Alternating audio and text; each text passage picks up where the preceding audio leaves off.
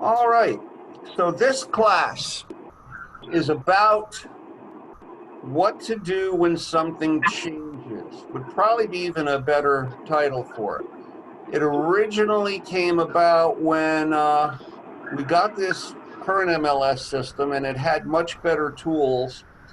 And there are so many things that you can do when something changes in your listing. In fact, things you should do when something changes in your listing.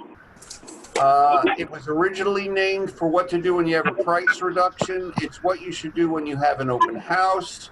It's what you should do when a listing comes back on the market. It's what you should do when something changes in your listing.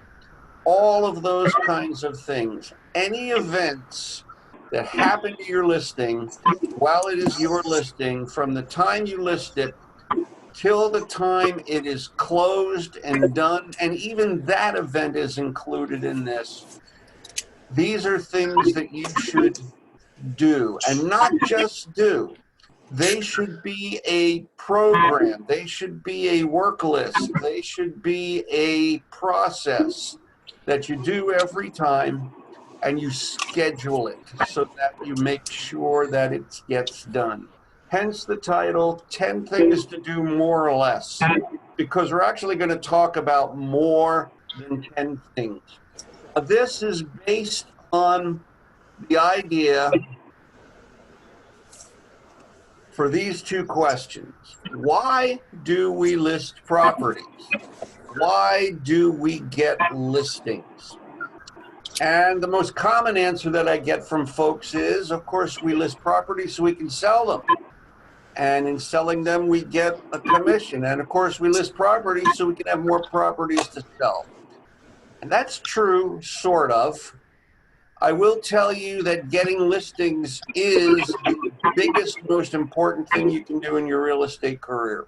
Unless you plan to be a buyer agent as your niche in the business, which some people do, number one priority for success in real estate is getting listings.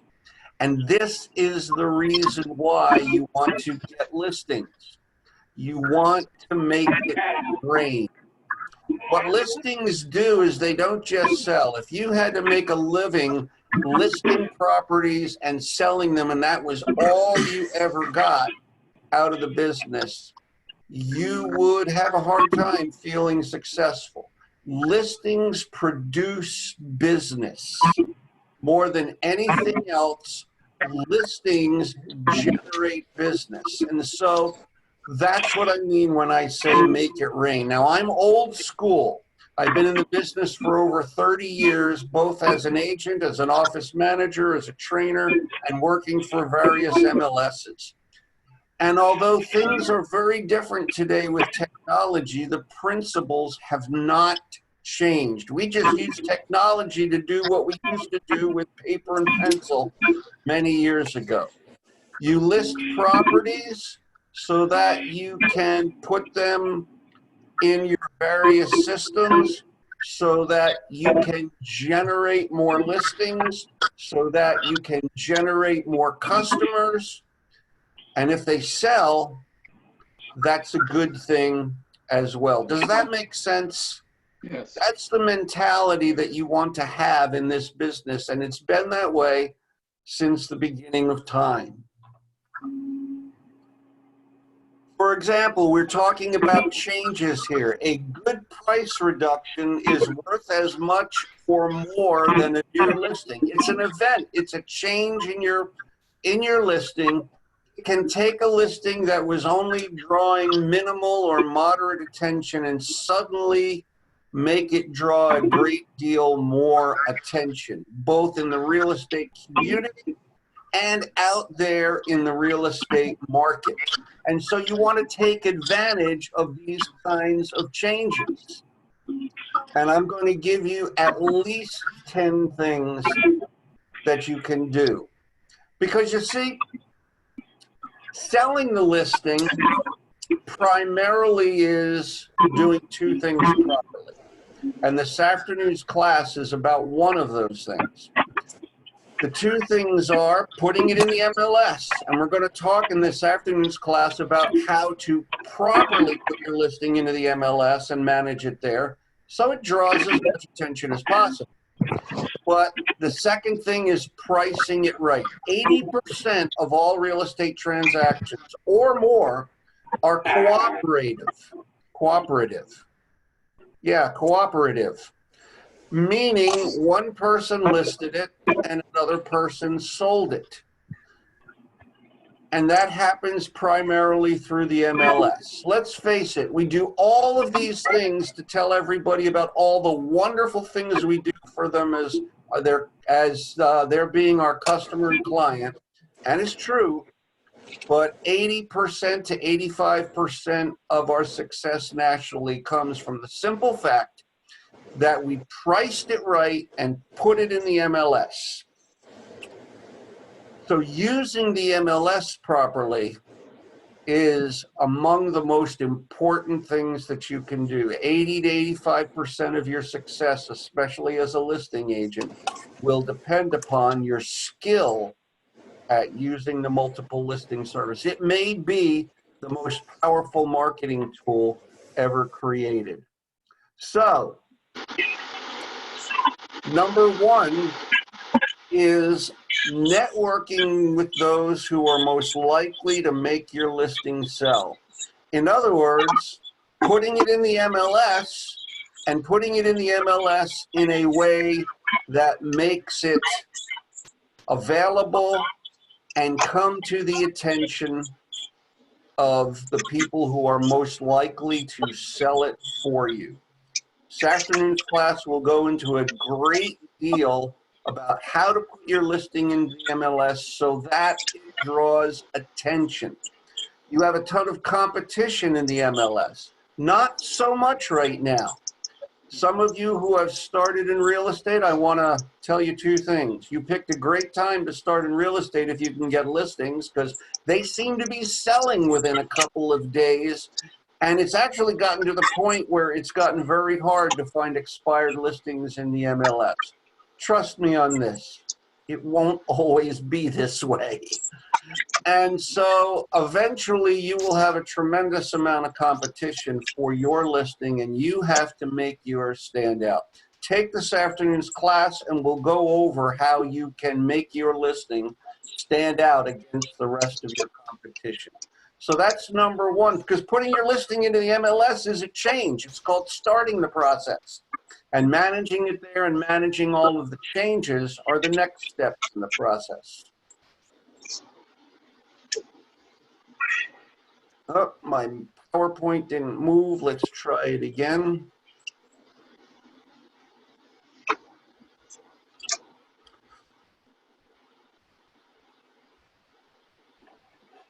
Alrighty, I hate when this happens.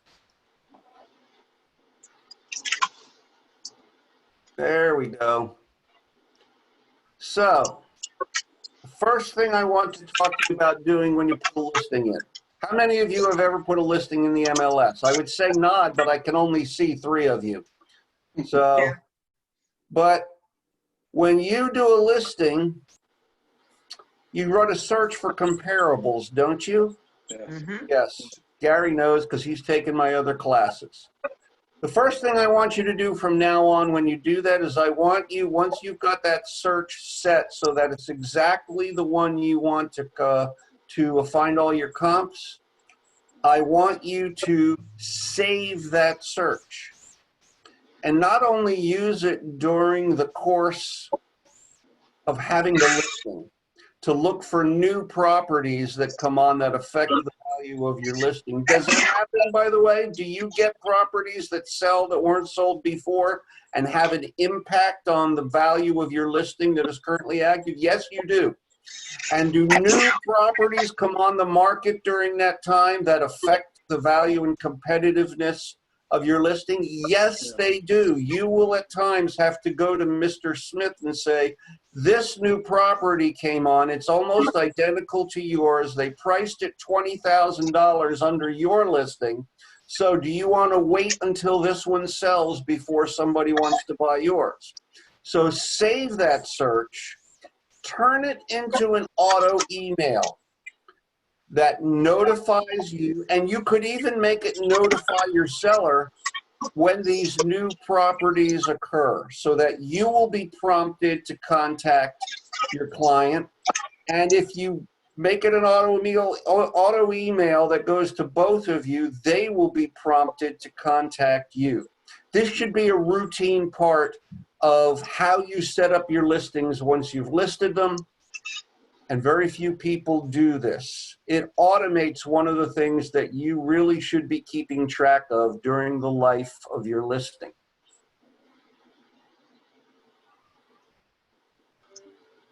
Oh, my PowerPoint is not cooperating with it. Oh, there we go. I got it now. So this one's boring. How many of you know you should put a lawn sign in the front of your listing? Just wave for me, Gary. Wave on behalf of everybody else I can't see. Yeah. And David, you could say yes to that one because I know you're not licensed, but it's pretty obvious, isn't it? Yeah. And putting a reduced price or an open house sign on it, or back on the market on that sign. It still works. It hasn't changed. It's still an essential part of the business. Make it change from time to time. I mean, I would go so far, and this is probably extreme, I'd go out and move the sign around the yard once in a while so that every time somebody drives by it, it doesn't look identical. But every change can be displayed on your lawn sign. Take advantage of it with the riders that you can add to it. And I think I figured out how to make my PowerPoint advance now whenever I click. I did. Let all your customers and clients know when these events happen. You have a database, right? Everybody's been told to accumulate a database. David, have you been told to accumulate a database yet? Yes, I have. About 12 times in your case. By the time your license comes, it'll be 45. Whenever I imagine, yes. something changes in your listing, notify your whole database that it happens. It's not because they might want to buy the house. It's not because you want their approval. You need legitimate opportunities to contact your database on a regular basis that shows you are doing real estate routinely. And so let your database know, let your customers and clients know. Send them a note saying, we just got a great price reduction on this house. If you know anybody that was thinking of moving in the area, you might want to let them know about this because now it's become a great opportunity. Something along those lines. That's number 4. Take advantage of it as an opportunity to contact your entire database and basically remind them that you are a real estate professional doing business and serving your clients. And by the way, Mr. Buffini would agree with that sentiment. Number 5, new flyer and eCard. Now, many of you that are here in this class today are new folks. You've gotten the email from me already. I hope you paid attention to it about the class that's on the first Tuesday of every month at 5:30 in the evening for Hometown Agent Services. We want you to learn everything you can about everything that Hometown will do for you. And I know, Gary, you've taken that class, and Stacy, you've taken that class, and people take it again from time to time just to remind them. And this is one of them. We do flyers and e-cards and stuff for you. When something changes, get that renewed and then use it. Print new flyers is good to put in the house or in one of those boxes in the front yard that says take a flyer. They're free. I have too many already anyway. And e-cards are good to post on your social media, or when you contact your database, include the e-card, make it look like a nice professional email, but get these updated every time a change happens, including under contract and closed, because those are events in all of your listings as well, and you want to take advantage of those because your listings are not simply designed to sell, they are designed to Generate business. It rain, generate new business. That's right. And they're probably the best tool you have for doing that.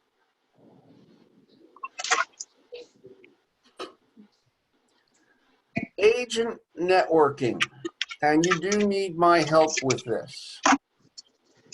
You want to network with as many agents as you possibly can, especially every time a change occurs. Now, we all hate getting those emails, but we wouldn't do them if they didn't work, and they do work. And we're going to talk a little bit more about this. So when you get that eCard, you already know, and David, you're about to find out because you might not know yet, that you can let everybody in hometown know that you got a price change, or that it came back on the market through no fault of the seller, or any other change that might have happened during the life of this listing. I can also help you with email lists of agents who also have listings in the area. And I'll talk a little bit more about that. But one of the basics of the business is that agents, for the most part, tend to do most of their business within 5 miles of the office. And if listings generate business, if that's the point of this class, then that's true for other agents as well. So the most likely agents out there to show and sell your listing are the agents who already have a listing in the same general area, because theirs hopefully will generate business. And when they go to show houses, they may have the opportunity to show yours. So you want to contact agents that you know. There are a few ways of doing that, and we're going to talk about that. You want to contact the people in hometown and just make sure everybody knows that something has changed and it matters to the value of this property as an opportunity. And do that on a regular and a routine basis as much as you can. Now, the reason I say that you need me to do this is there is a way to pull agent emails out of the MLS. I know how to do it. Anybody can do it. I don't tell anybody how to do it. And it's not that I'm trying to keep a trade secret to myself. We are allowed to email one another, business to business, other agents. It's kind of assumed that if you're in the MLS and you put your email address in there, people are going to email you, and that's just the way it is. But it's a courtesy to keep a do not email list, which I do on behalf of all of hometown.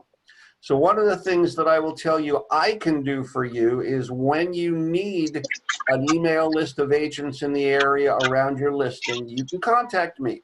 And I will produce it, and I will remove duplicates for you, and I will run it through our do not email list, which I'm the one who is the caretaker of that because we don't want people touching it and messing it up. And I will provide you with an email list that you can use to create this network. But other things that you can do is you have nothing to do this Saturday and you have a listing out there and somebody has an open house in the neighborhood, stop by. Shake the hand of the agent. Well, no, you're not allowed to do that now. Do a virtual shake, bump elbows, and create a little bit of a relationship. Who knows, they might even have sandwiches. And bring along one of the flyers for your listing and hand it to them. You know what I'm saying? And creating a personal network is a huge part of this business. And work on becoming an agent. This is important, that when you list a property, other agents say, oh, Luis listed a property. You know, I love working with Luis. I know picture on. And I would love to show and sell one of his properties. Our last deal was great. Become one of those agents. Make sense? Yeah. So what else do we have? That's 6 so far. Number 7, postcards. Did you all know you can do postcards? You can. And it's part of that agent services class. We'll go into it in more detail. But you have an agent services coordinator in your hometown office. We will design a postcard for you if you want it. You get a new listing or a price change or a back on the market or an under contract or a closed. And to send that postcard out to 100 addresses in the same area as your listing cost about $65, including design, printing, mailing, addressing, and postage. So it's a great deal. In addition to that, Town Bank does postcards as well. Theirs are half the cost of that because they share the cost and the branding on it. So you can do one or the other. And one of the things that I want to point out here that is not commonly realized, when you sell someone else's listing and it closes, you can do a mailing, a just sold, or as you can see in the slide, a just bought postcard saying that you sold a property. You can send that out just as if it was your own listing. It just has to be after it closed. You have to take your own picture of the house, which is no big deal anymore because you have a good phone for that. And you have to make sure the people who were your buyer don't mind you doing it. But if you do that, you can send postcards out even on properties that you didn't list, because listings generate business. Any questions about postcards real quick? All right. Reverse prospecting. And I'm going to show you this. We've done a class on auto emails. How many of you have created auto emails at this point? I can only see Gary. I know he has. The rest of you, you can nod. I'll just assume you did it. And so I am going to bring the MLS over onto this screen. Can you all see the MLS on top of my slide now? Yes. Good, okay. Yes. And I don't have any listings, so I'm going to go over here and become Mike Chenault, which I can do. You can't. Now suddenly I want to go shark fishing. And Mike has 24 active listings. And let's see, this I think is his newest one. Let's see how he's doing with that. I'll click on that. And there's the listing. Go back to the one-line list. Check it off. And down here is reverse prospecting. And you can see these is a list of all of the people who have an auto email in the system that matches this listing. His list shows up in the MLS. This is important. Let me tell you the theme for this afternoon's class. The goal of putting your listing in the MLS is having it show up on as many searches as possible. Take the class and we'll go into that in more detail. You will benefit from it. But first thing Mike can do is contact any of these agents. You've got email addresses here. I'm going to show you how to do a little more with them than that. And agents, customers can mark these. The hearts mean it's a favorite. This one was marked as a favorite by the customer. And I know this just went in the MLS in the last couple of days. These are marked as possibilities. The customer thought it had possibilities, not quite a favorite. So you know what? All of these get an email, not just when it's listed, but every time something changes. These folks get an email. But you know what? These people at the top of the list, they all are worth phone calls. Lynn Davis, your customer, and I don't know who your customer is, Lynn, but here's the reference number. You can look it up in your list of customers. Marked my new listing as a favorite. Do you need any help setting up a showing appointment? I'll meet you there. I'll bring the coffee and the contracts. You see what I'm saying? These get followed up to the agent with a phone call. These get followed up to the agent with a phone call. Kyle, your customer said this listing has possibilities. What can we do to this property that's not terribly expensive to make it more interesting to your customer and make it go from a possibles to a favorite. I had a listing once with a bright, hot, dark pink bathroom. I'd have painted that sucker myself if it would have made it more interesting to somebody's customer. You know what I'm saying? So these get phone calls. This is networking. These get emails. Now, one of the problems with the MLS is they don't automatically allow us to do bulk emailing. You can click on each one of these one at a time and do emails. But there is a little secret that you can do that will allow you to email all of these people at once. How many of you have ever heard of a program called Microsoft Excel? Just nod, the pictures I can see. Everybody's heard of Microsoft. So what you have to do is you have to have an open Excel spreadsheet on your computer screen. And now watch what happens. Doesn't this kind of look like a spreadsheet? Well, that's because it is. And so I'm going to start down here at the bottom and draw my mouse across and highlight these. I could do all of them, or I could just do the ones that don't have an icon because I'm just emailing these. Now, if I right-click and copy these, and now I'm going to show you my Excel spreadsheet. So Gary, can you see that on your screen? Yes. All right. I'm going to click in the upper left-hand corner. I'm going to right-click. I'm going to click on this icon.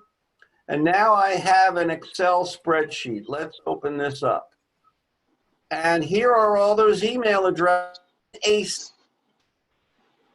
So now I can highlight these, copy and paste them into, listen carefully, those of you who have pens, copy them into BCC in a new email. And then put an email together about how you have a customer that matches this listing. Let's talk about how we can network to get your customer to buy my listing. For example, I wish Casey Jenkins were here. You got one of these. Everybody in hometown got this email yesterday. Do you remember seeing this? New listing.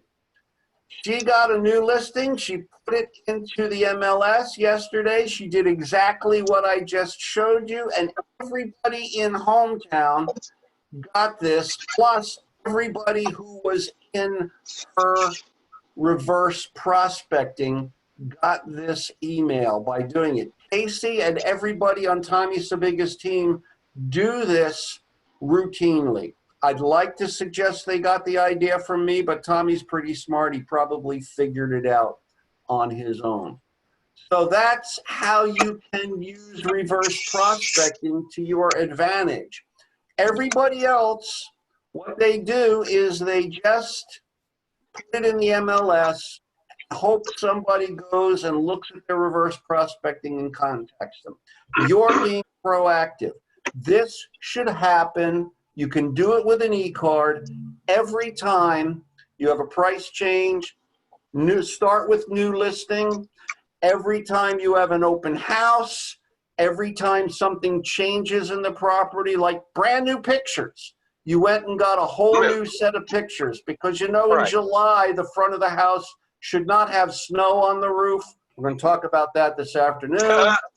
And people don't notice these things in the MLS. Agents don't notice these things because they looked at it once already. It's out of mind. They don't go back and do researches, even though some of them will say, I can find it when I want to in the MLS. My reply is, then why haven't you? So you are letting them know about all of these changes. Does that make sense? Yes. Very much. This, maybe of all the things that I've talked about in this, is maybe the one that should be the most routine for everybody. And Oh, I remember, love it. Yeah. if you are doing what everybody should be doing and they're not, how much is an advantage is that to you? So that's number 9. What else do we have here?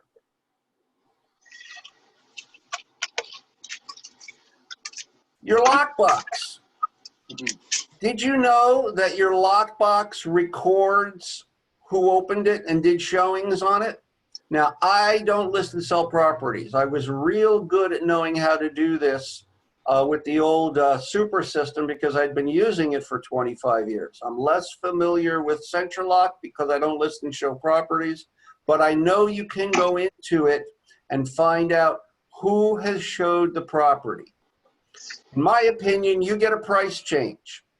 The first thing you do is the reverse prospecting email. The second thing you do is you go into your Sentrilock lockbox for that listing, find everybody who showed it in the past, and they get a message from you. The listing that you showed has come down $10,000. If your customer is still out there, you might want to make them aware of it before someone else sells it.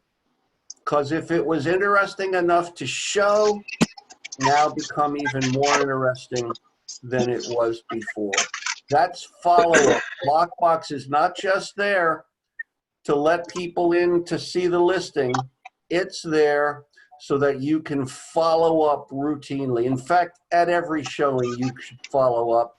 And we're going to talk about that. That makes sense. Well, all righty. Okay. Yeah. Solicit feedback. Don't ever let one of your listings be shown without getting feedback. Now, there is a system in the Sentrilock system that asks for feedback. Set it up. Don't rely on it. Half the people or more won't bother to respond to it. Call them. Get the bad news. You're looking for bad news. You're not looking for good news. The good news would be they loved it and they want to buy it. So you want to know why they didn't buy it. Because if you're going to bring bad news to your seller, which is actually a good thing to do, who should it come from? You? They got tired of listening to you a while ago. Or should it come from 4 or 5 agents out there who are not connected to you in any way at all? You should be able to figure that one out. In fact, let me ask you one more question. And Gary, you're the only one I can see on the screen who's a veteran here. So I'm going to ask you the question and you can either answer it or just shrug your shoulders. Let's say you got a listing. It's been out there for a month and you go to your Supra lockbox system and to see how many showings there have been, and there have been no showings. Gary, is that a good thing or a bad thing? That's a bad thing. You would think so. And I was hoping you would say that because everybody does. What I want to suggest to you and everybody who's watching this video is it's a wonderful thing when that happens. Because what's the only reason there were no showings? The price is wrong. That's the only reason. So I would print out that screen that shows no showings. I would bring it to the seller and say, this is how many people have been interested in seeing your listing at this price. Don't you think it's time to do something? So it's actually not a bad thing. You want this to be the source of your bad news so that you can talk to your seller about making some changes that you can take advantage of to generate interest in the listing and generate new business for yourself. So don't be afraid of that. It's always a good thing. Does that make sense? It does. All right, we are getting close to the end. I've given you a whole list of things. This class will be available online. Here's a geeky one for those of you who like advanced technology. On your listings, there's a place where you can click and it shows all of these numbers. And I'll be honest with you, they can be confusing. I can't even explain all of these numbers because I don't look at them often enough. But if you were in the MLS, you could hover over each one of these headings and it would tell you what it was referencing. It's referencing the interaction of your listing with customers and clients, and in some places out on the internet itself. Here's what matters with this. I want to tell you that you actually don't care what the numbers are. You only care how they compare. So the listings with the higher numbers are the listings that are in the MLS more effectively than listings with the lower numbers. And the more you look at this over time, the more sense it will make. You don't have to tell your seller what each one of these means, but you can point out that this listing is getting a lot of attention, your listing not so much. You can look at it from time to time and see how these numbers change. So if you look at this 3 weeks in a row and the numbers are basically the same, you do a price change and they jump up, then you call your seller and say, look at how the numbers jumped when we did the price change. That was a good decision. So you're not looking at the numbers in terms of what the actual numbers mean. They almost don't matter. You're looking at them as a comparison to other listings and how they change over time. That all makes sense, doesn't it? Yes. A few more things. ListHub. This is a service you can pay for from ListHub. ListHub is one of the services that MLS provides that sends your listing all over the internet to hundreds of places. They also have a paid service. Last I checked, it was about $129 a year, I think. And it'll create seller reports for you that can automatically go to your seller. That again shows them how their listing is responding out there on the internet.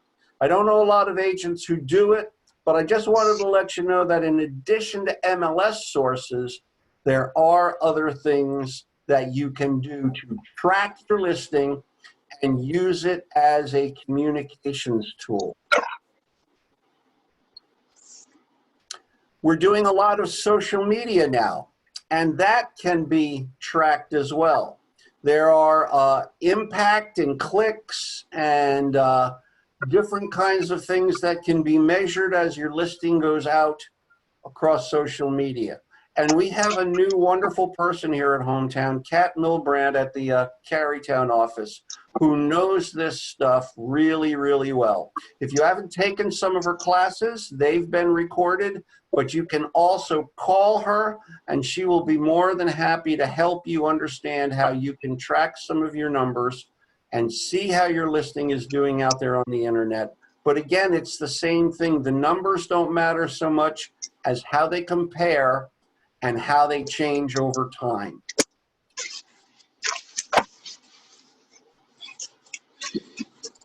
Here's one that I wish more agents would do. We have events. We haven't had them now because of the quarantine, but we have B2B events. Hometown hosts them. Some of our best agents have their own B2B events and different kinds of customer events, and you just have everybody in, have a party and network and talk real estate. How about at the end of the year having an event, if you have enough listings and enough contracts, for everybody you co-broke the listing with that year? Have them come over to the office in the conference room and have a little bit of fruit and beverages and just thank them for doing business with you over the past year. That would be something nobody is really doing that could generate some business for you and be the basis of a B2B. Maybe you don't know enough people and enough businesses to have an effective B2B on your own. Go to the Hometown ones. But on your own, if you've had a good year, celebrate it with the people who helped you make it a good year, and then ask them to do it again next year. So there's lots of things that you can do to network through the MLS and generate business for your listings and for yourself. Because the whole point of this is not just to sell your listing. The The whole point of this is to make it generate business. It's not just about selling, it's taking advantage of the changes and making them produce more business for you. They are all opportunities to make it rain. Right. So, any last quick question?